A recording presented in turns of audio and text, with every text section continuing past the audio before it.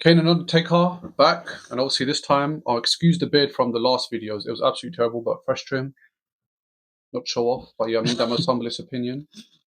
Please make sure you subscribe. Helps out the channel a lot. I appreciate all the engagement you guys have been giving us. Yep. Been helping the channel a lot. Keeps us motivated to make these videos, and we'll keep pushing to that 1,000 subscriber. That's our goal. But yeah, let's get into Liverpool versus Arsenal. Liverpool versus Arsenal. Historically, we're not the best. Yeah. But the good thing is, I feel like what the difference is that Liverpool are very low and Arsenal on the very high at the moment. Every game that we've been playing in the last few weeks, we lost last year. Like the Brightons, Aston Villas, we lost, drop points. And around this time, we got ourselves out the title race. Yep. I feel like this time is obviously different because of winning games, whether it's own goals, corners, set pieces, whatever you want to call it, we're winning. And that's the most important thing, is the 3 points. And with Liverpool, I'll be honest, they shouldn't even got a point the other night because Fulham were robbed of an offside goal. He was definitely offside. Yeah. From your works, come on, man. You got to admit, he was offside. He shouldn't even got that.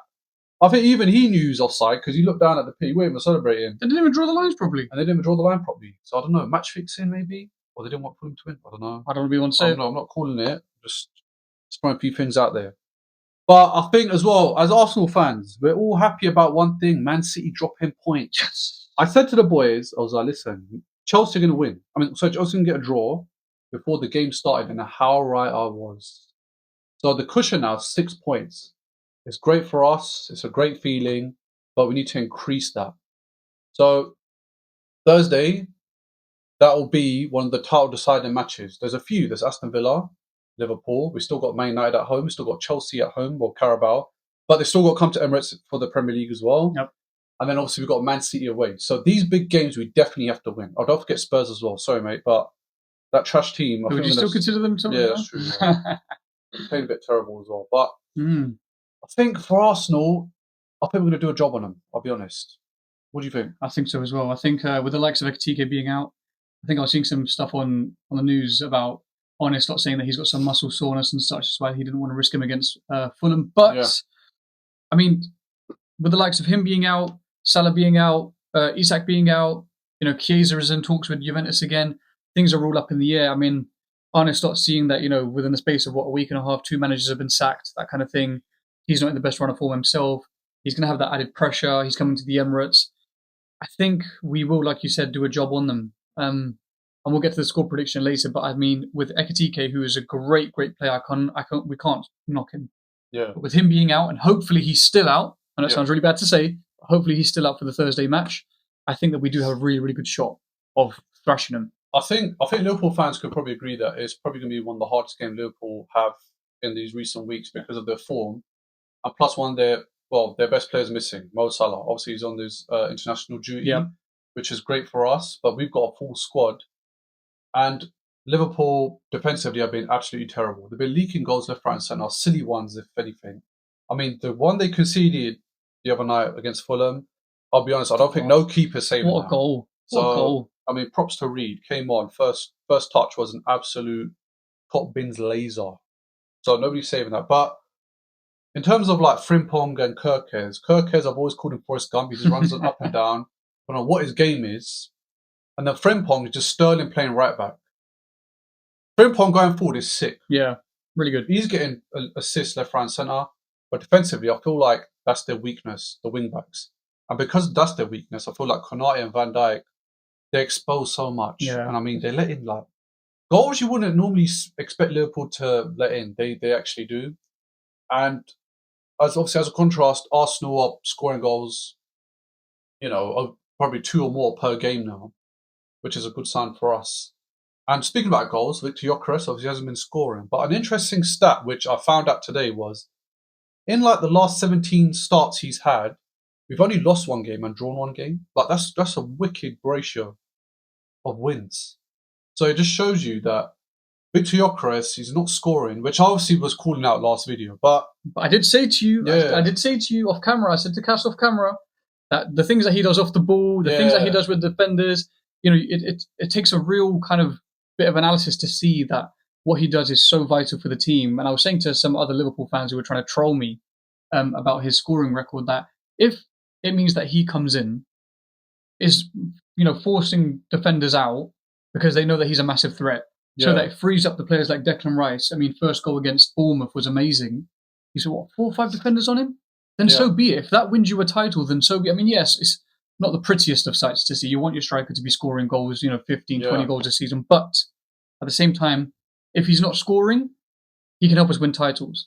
I'd rather have titles and then him not having goals than him having a bunch of goals and then no titles to show for it. So that's my standpoint. Yeah, I mean, with Gyökeres, there's so many things he does off the ball. I've always talked about how much space he creates for the wingers, and that's a big plus because last season teams used to double up on Saka and Martinelli, so it made it so difficult for Arsenal to score. Yeah. But this season, because they have to worry about the big man up front, takes that pressure off on the wings. Saka, he's flourishing like he did before. Martinelli is obviously flourishing, especially in Champions League. Trossard is in the Premier League, and it's refreshing to see. The only concern I have is Ødegaard. Why has this guy never passed to Gyökeres? I've not seen it in so long. Like, Gyökeres is invisible in Ødegaard's eyes. I think the only person that passed to Gyökeres through on goal, I'm not joking, is Saliba. I think he's done it twice. Gyökeres didn't capitalise on both of them, but he's the only one that picks out.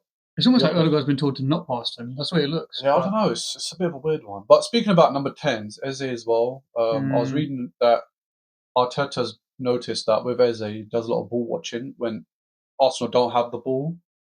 And I mean, if that's the case, then fair play, because apparently there was a few goals that were led to him, which I think the Villa one, they're talking about him allowing Matty Cash to run freely when you could have defended against him. And I mean, rightfully so, because Matty Cash scored a sick goal against Arsenal, and then we lost.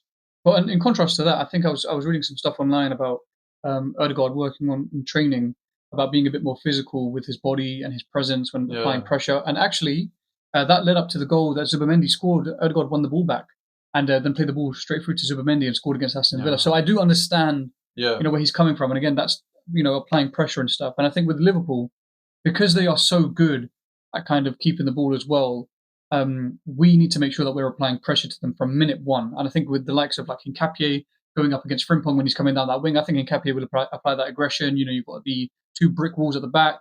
You've got Timber, who's very aggressive naturally as well on the right side as well. Just making sure that we are applying that pressure. And big VG up front, he's very, very good at tracking that ball down, and he's kind of like very hungry, bloodthirsty to kind of get that ball from the opposition. So I think as long as we stick to that kind of game plan, and again, I do understand where Arteta's coming from in terms of having to kind of almost send a message to Eze that look, it's not a ball watching kind of game that he wants. You need to kind of be a bit physical, be in there, the presence, that kind of thing. So fair play. Do you know what it is? I'm just worried that he hasn't played in 4 games. That's a long time, especially for a sign that cost over 60 million. And true. I just don't want his confidence to get knocked, because if you look at Arteta, he's very brutal. If you're not fit, if you're playing trash or you're not doing your job, you're not playing. Like Zinchenko outcasted, Fabio Vieira, he didn't even get a chance. He was outcasted. Like, there's so many players that Arteta's like, if you're not doing it, you're not going to play. And that's what's scary. I mean, even when he got rid of Aubameyang and Lacazette early on, he's no nonsense. Even when Yeri's not playing now. And the thing is, because Arsenal are winning, I think it's hard for us as fans to be like, he should be playing, or you should have brought him on. But because we're winning, it's like, okay, Arteta's actually probably making, a solid choice here, because it's actually working. So that's the sad part of it. Obviously, when you see from outside that Eze just sitting on the bench and he's not really getting game time, 4 games. Then again, I mean, Madueke didn't play for 4 games, came on, had a great game against Bournemouth. Helped us with the first goal for Gabriel. Yeah, exactly. So maybe he'll be playing this Thursday against Liverpool to rest some of the players. I don't know. Speaking of playing, what's your lineup prediction? Oh, yeah, lineup. David Raya, goalkeeper. Yeah, I think, David Raya and the 2 centre-backs, I think we can agree. Yeah. Gabriel Saliba, David Raya. Timber as well. I want him to start right back. Left back, Nketiah, because I think Calafiori, obviously, with the little injuries. He's not going to risk him for Nketiah. Yeah. Midfield, I think we can agree. Zubimendi. Yeah. Rice. Yeah. Ødegaard. Yeah. I want Eze to come on as a sub at least. Yeah. Talk to me about the left side. What do you think? Left side, I think Martinelli didn't have a great game against Bournemouth. I feel like he's a Champions League player now, the way he's been playing. Yeah, I'm thinking maybe Trossard starting. Trossard starting. If Martinelli comes on to see the game out, it's fine. Yeah. That'd be a nice little burst of pace on the left wing as well. Saka, right wing. Do you know what? I feel like Arteta, because of what he saw with Madueke, I feel like there will be a sub in the game, but I think Madueke will come on for Saka, so Saka right wing. Yeah, I agree. And then, I hope Havertz is on the bench. I don't think Havertz will start, but I think Gyökeres will start up front. Because Havertz wasn't on the bench for Yeah, Bournemouth as well, which was interesting. But I mean, I think it'll be nice to see Havertz, Yeah. I mean, especially what happened a couple of seasons ago where Havertz scored a goal against them. Did he score a goal against them? I can't remember. Was it? Maybe. I could be wrong, but it'll be nice to see Havertz in there. So yeah, Havertz. We're going to go to Gyökeres. Now, big one. Score prediction. I'm going to go with 2-0, and with my goal scores for 2-0, I'm going to have Saka and Gyökeres. Or Gyökeres to score. Choice. I need him to get his confidence up, man. He just... Imagine what he's doing off the ball and scoring. Like, that's the best striker you can ask for. So, we want you to score Gyökeres, mate, yeah? Mm-hmm. Please do it. I'm going to go for a 3-1 to the Arsenal. I'm going to go goal scorer Saka. Yeah. Rice. Okay. I'm going to go for...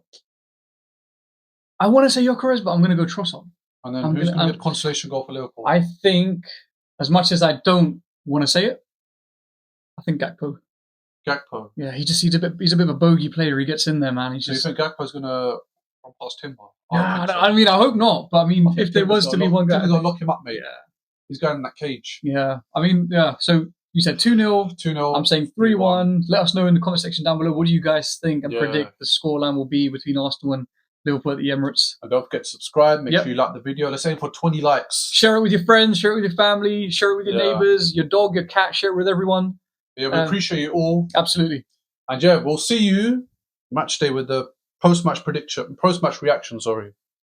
Let's hope it's a good one. I'll catch you guys in the next one. Peace.